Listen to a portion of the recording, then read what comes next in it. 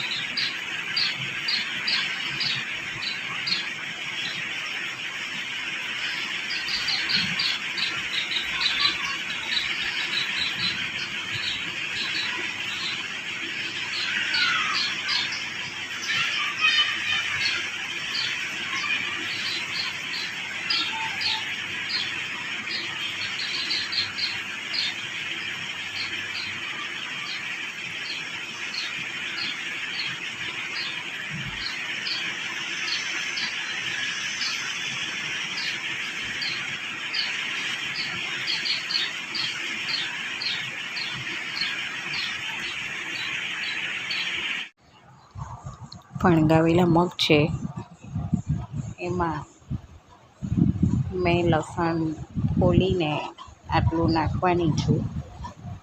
તો તમે જોઈ શકો છો આવી રીતે ડુંગળી મેં સમારીને અંદર એડ કરી દીધી છે.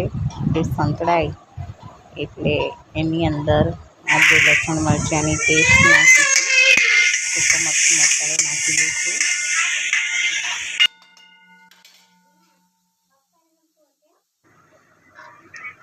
એકદમ ઝીણું થઈ ગયું છે. એની અંદર ફણગાવેલા મગ નાખી દઈશ અને મેં આમાં કાચી કેરીનો પણ ઉપયોગ કર્યો છે.